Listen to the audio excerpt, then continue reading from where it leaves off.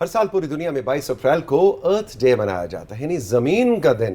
ویسے تو ہر دن زمین کا دن ہے، لیکن ہم انسانوں نے کچھ ایسا کیا ہے اس مدر ارتھ کے ساتھ کہ ہمیں اس کے لیے دن منانا پڑ رہا ہے، اس لیے کہ کلائمیٹ چینج، انوائرمنٹل ڈیگریڈیشن کے اتنے مسائل ہیں کہ ہمیں ایک دوسرے کو یاد کرانا پڑتا ہے کہ ہماری یہ جو مدر ارتھ ہے، ہماری جو ماں ہے، جو ہمیں پالتی ہے، جو ہمیں اپنے اوپر رہنے کا حق دیتی ہے، ہم نے اس کا حق کتنا ادا کیا۔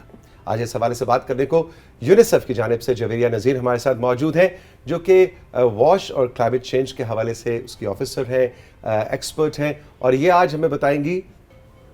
میں تو چاہتا ہوں تھوڑا سا ڈانٹیں بھی، آپ ہمیں ڈانٹیں گی؟ گڈ مارننگ، السلام علیکم۔ نہیں، میرا فرسٹ ٹائم ہے تو میں ڈانٹنے سے سٹارٹ نہیں کروں گی۔ یعنی آپ کہہ رہی ہیں پھر آپ مجھے دوبارہ بلائیں گے نہیں؟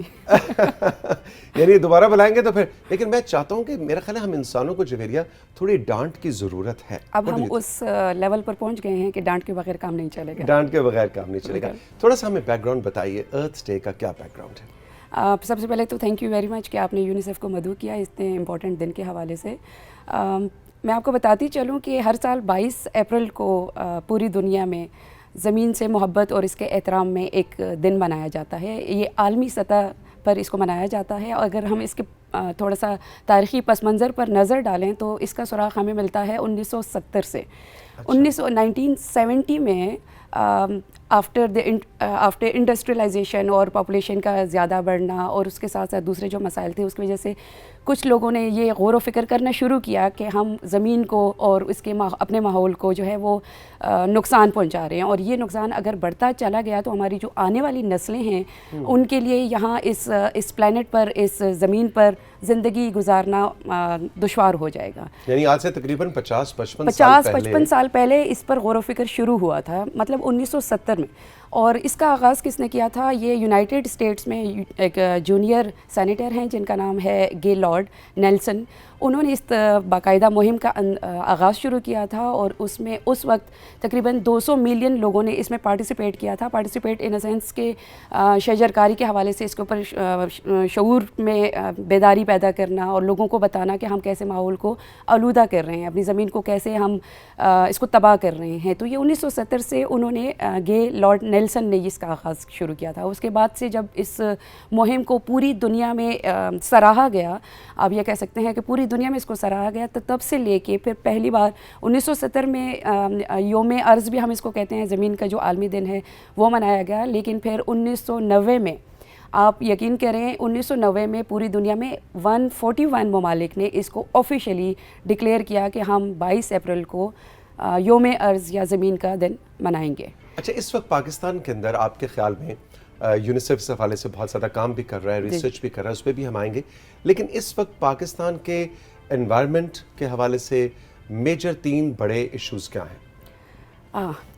ویسے 3 تو میں نے کم کیا کہ آپ کا کام مشکل ہے، دیر از اے لانگ لسٹ، تو چونکہ اب ٹائم کی کمی ہے تو ہم کوشش کریں گے۔ ایسا ہے کہ جو پاکستان ہے وہ ہم سب کو پتہ ہے کہ جنوبی ایشیا کا ایک خوش قسمت ترین ملک ہے۔ خوش قسمت ترین اس طرح سے کہ ہمارے ملک کو اللہ پاک نے بہت سارے قدرتی وسائل سے نوازا ہے۔ آپ دیکھیں، ہمارے پاس سمندر ہیں، ہمارے پاس ریگستان ہیں، ہمارے پاس سرسبز و شاداب وادیاں ہیں، ہمارے پاس ریگستان ہے، ہمارے پاس 4 خوبصورت موسم ہیں، اور ایک زرعی ملک ہے۔ تو پاکستان اس حوالے سے تمام قدرتی وسائل سے مطلب ہم بہت امیر ترین ملک ہیں اس حوالے سے۔ لیکن ہماری بدقسمتی آج آپ یہ دیکھیں توثیق صاحب کہ ہم پاکستان ماحولیاتی تباہی کے اس دہانے پر کھڑا ہے کہ ہم اس وقت یہ نہیں کہہ سکتے ہیں کہ جو ہماری آنے والی نسلیں ہیں، جیسے میں نے ابھی سٹارٹ میں بھی یہ کہا کہ وہ ہماری جیسی یا ہمارے سے پہلے جیسے ہمارے پیرنٹس نے ایک نارمل زندگی گزاری تھی ویسے زندگی وہ نہیں گزار سکیں گے اگر تو ہم نے کوئی اس طرح کے پالیسیز اور ایکشنز کلیکٹیولی نہ لیے کہ جو کہ ہمارے جنگلات کو اور باقی جو ہمیں قدرتی جو مسائل ہیں اس کو روک تھام کے لیے اگر ہم نے کوئی ایکشن نہیں لیا۔ اب آتے ہیں آپ کی بات کی طرف کہ وہ 3 کون سے میجر قدرتی وسائل ہیں جو اس وقت پاکستان کو فیس کرنے پڑ رہے ہیں۔ تو سب سے پہلے تو جو جنگلات کا کٹاؤ ہے، جنگلات کا کٹاؤ پاکستان کا اس وقت ایک بہت بڑا ماحولیاتی مسئلہ بن چکا ہوا ہے۔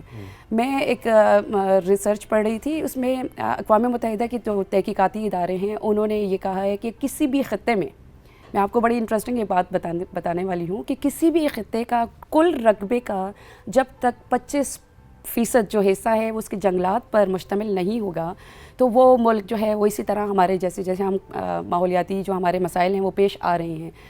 پاکستان میں ہم کتنے % پہ؟ میں آپ کو وہی بتا رہی ہوں. پاکستان میں کچھ عرصہ پہلے یہ فیصد جو تھی وہ صرف 3.3 تھی کل رقبے. 3.3 کل رقبے کا تھا جس پر جنگلات مشتمل تھے. لیکن اگر آپ آج کی بات کریں تو آج ہم 1.8% پر کھڑے ہیں. اور جو جنگلات کا کٹاؤ جس سپیڈ سے بڑھ رہا ہے تو آپ خود اندازہ لگا سکتے ہیں اور ہماری جو قوم ہے وہ اندازہ لگا سکتی ہے کہ ہمیں آنے والے سالوں میں کیا مسائل پیش آئیں گے.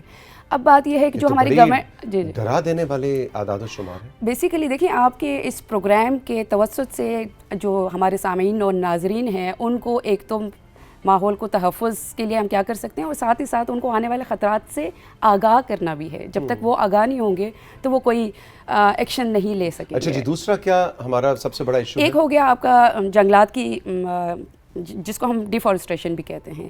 دوسرا آپ کا بڑا مسئلہ واٹر اسکیرسٹی ہے, پانی کی قلت. اور پانی کی قلت کے ساتھ ساتھ پھر آپ کی اب آبی آلودگی ہے. اس کے علاوہ جو ہوا کی آلودگی ہے جس کو ہم ایئر پولوشن کہتے ہیں. جو مین انوائرمنٹل ایشو ہے جو ہمارا وہ ایک کلائمیٹ چینج ہے. آپ نے ابھی ریسنٹلی دیکھا پاکستان میں خیبر پختونخوا, جیسے آپ نے کہا بلوچستان اور خیبر پختونخوا میں ریسنٹلی جو بارشیں ہوئی ہیں انہوں نے بری طرح کی تباہی کی ہے. اور یہ کیا چیز ہے؟ دس از کلائمیٹ چینج, جس کو ہم اردو میں کہتے ہیں موسمیاتی تبدیلیاں. موسمیاتی تبدیلیوں کے پیچھے ایک بہت بڑی سائنس ہے جو ابھی ٹائم کی کمی ہے, آنے والے ایپیسوڈز میں لیکن جو ہمارے پاکستان میں جنگلات کا کٹاؤ, پانی کی قلت, آبی آلودگی, ہوائی آلودگی, موسمیاتی تبدیلیاں, یہ سارے وہ میجر ایشوز ہیں جو ہمارے انوائرمنٹل پرابلمس ہیں مین بڑے بڑے. پلاسٹک. اب ہم آتے ہیں یہ جو اس سال ہم 22 اپریل کو یوم ارض منا رہے ہیں. ارتھ ڈے کے نام سے ایک آرگنائزیشن ہے, وہ ہر سال اس دن کے لیے ایک تھیم مقرر کرتی ہے اور اس سال کے لیے تھیم ہے plant versus plastic. Plant versus plastic. Okay. اب پلاسٹک جو ہے ایک بہت بڑا انوائرمنٹل ایشو بنتا چلا جا رہا ہے. اس سے آپ کی ہیلتھ تباہ ہو رہی ہے. اس سے آپ کی جو پینے کے ذخائر ہیں وہ کنٹامینیٹ ہو رہے ہیں, گندے ہو رہے ہیں. پانی جو ہمارے پینے کے ذخائر ہیں وہ آہستہ آہستہ پینے کے قابل نہیں رہے. تو اس سے میں آپ کو تھوڑی سی اسٹیٹسٹکس دیتے ہوئے عوام کو تھوڑا سا اس پر آگاہ کرتی ہوں کہ پلاسٹک کیسے ہمارے لیے خطرناک ہے. آپ دیکھیں لاسٹ ایئر پوری دنیا میں 500 بلین واٹر یا پلاسٹک بیگس کی پروڈکشن ہوئی. 500 بلین پلاسٹک بیگس جنہوں سے شاپر کرنے ہیں, جنہوں اسی خالی دکان تو خریدنا ہے تو واپس لا کے ڈسکارڈ کر دینے ہیں. اب اگر آپ اس کو منٹس میں ڈیوائڈ کریں نا 500 بلین کو, تو you will be surprise to know کہ ہر منٹ میں 500 ملین پلاسٹک بیگ پروڈیوس ہوا ہے. یہ ایک بہت ہی عجیب سی بات ہے. ہر منٹ میں 500 پلاسٹک بیگ پروڈیوس ہوا ہے. لیکن اس سے زیادہ خطرناک بات اور مزے کی بات یہ ہے کہ اس پلاسٹک بیگ کا استعمال صرف چند منٹ کا ہے. صرف چند منٹ.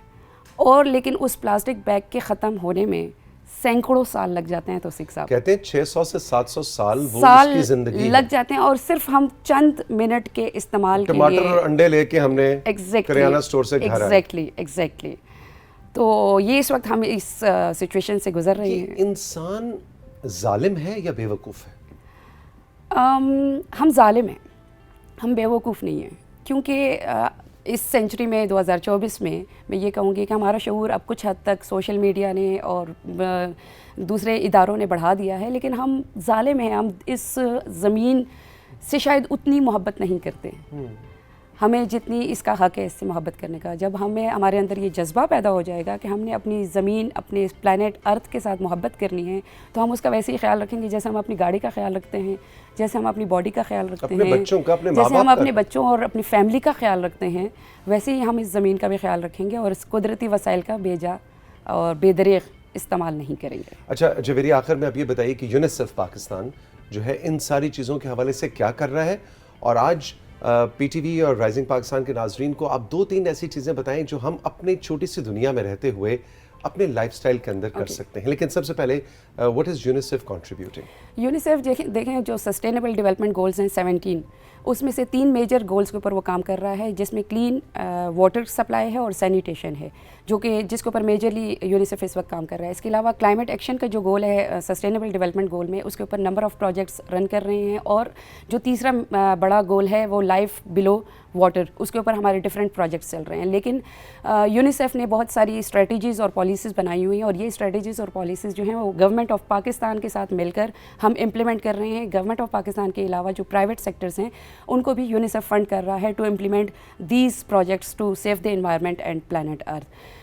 ہمارے بہاولپور پنجاب میں پروجیکٹس چل رہے ہیں جس میں وہاں پہ اسکولس میں بچوں کو خاص طور پہ، یونیسیف کا چونکہ میجر ٹارگیٹ بچے ہیں اور ینگ یوتھ ہے، تو ان کے اویئرنیس ریزنگ کے لیے ہم نے اس طرح کے پروجیکٹس ڈیزائن کیے ہیں کہ وہ کیسے ہم ویسٹ کو ریڈیوس کر سکتے ہیں، پلاسٹک کو کیسے ریڈیوس کر سکتے ہیں، کاربن ایمیشنز کو کیسے کنٹرول کر سکتے ہیں انڈیویجول اور انفرادی طور پر.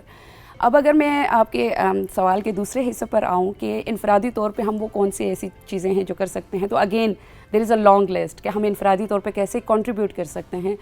میں یہ کہوں گی کہ 3-4 میجر یہی ہیں کہ جو ہمارا پیٹرول کا استعمال ہے اس کو ہم کم سے کم کریں. آپ نمبر آف رائڈس ہیں جو کم لیں.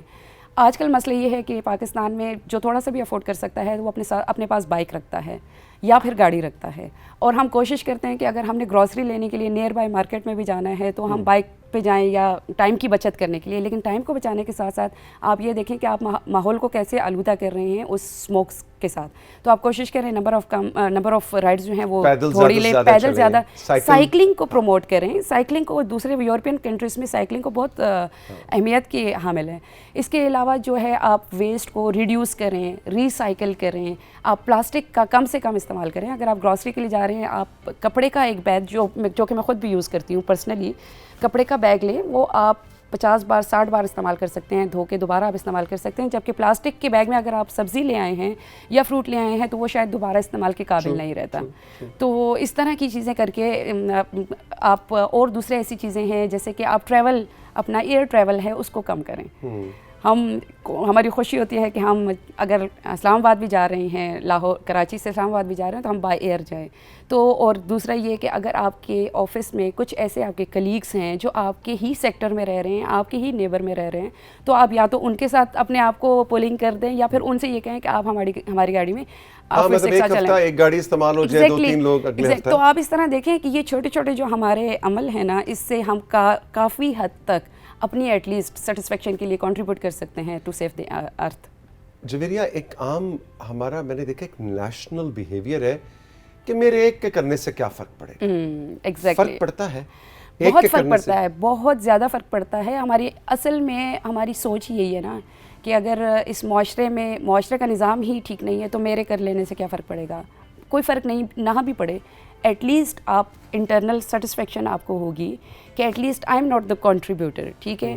اور پھر یہ ہے کہ اگر میں اسلامک پوائنٹ آف ویو سے بات کروں تو حدیث اور آیتیں ہمیں ایسی بہت ساری ملتی ہیں جس میں اللہ پاک نے قرآن شریف میں یہ کہا ہے کہ آپ قدرتی وسائل کا بے دریغ استعمال نہ کریں، کیونکہ آپ ایٹ دی اینڈ آنسریبل ہیں. اگر آپ کو پانی زیادہ مقدار میں نہیں چاہیے نہاتے وقت یا دانت برش کرتے وقت، ہوتا کیا ہے ہم دانت برش کرتے وقت نل کھلا چھوڑ دیتے ہیں، اور جب اینڈ پر ہمیں دوبارہ وہ پانی یوز کرنا ہوتا ہے تب تک نل کھلا رہتا ہے اور اس میں پتہ نہیں کتنے ملی لیٹر پانی فضول میں ضائع ہو جاتا ہے. ٹھیک ہے. اور پاکستان میں ایسے بہت سارے پروونسز ہیں، سندھ ہے، بلوچستان ہے، جہاں پہ پینے کا جو صاف پانی ہے وہ لوگوں کو میسر نہیں ہے. اور ہمارے جیسے صوبے میں جہاں سے میں تعلق رکھتی ہوں، خیبر پختونخوا، وہاں پہ الحمدللہ اللہ پاک کا بڑا کرم ہے، پینے کا پانی جو ہے وہ کافی مقدار میں میسر ہے. تو وہاں پہ ہم اس چیز کا وہ نہیں کرتے، خیال نہیں رکھتے، قدر نہیں کرتے، تو ہم پانی کو بہت ضائع کرتے ہیں. Javeria, thank you very much.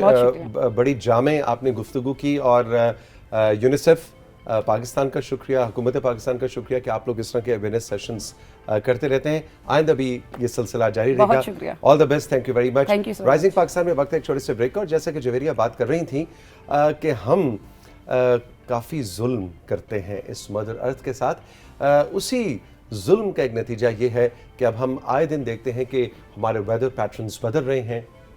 Cloud burst ہو رہا ہے، گلوف ہو رہا ہے، अचानक सैलाब आ जाते हैं, अचानक सर्दी, अचानक गर्मी, बारिश होती है तो रुकने का नाम नहीं लेती। अभी खैबर पख्तूनख्वा और बलूचिस्तान में बहुत सी अमवात भी हुई, ख़ासतौर पे बच्चों की अमवात हुई।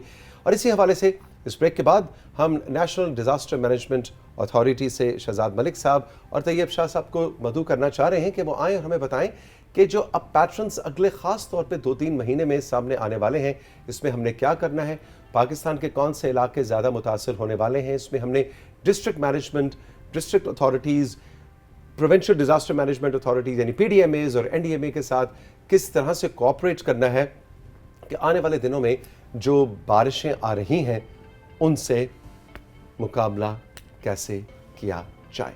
इस छोटे से ब्रेक के बाद मेरे साथ रहिए। यह है राइजिंग पाकिस्तान।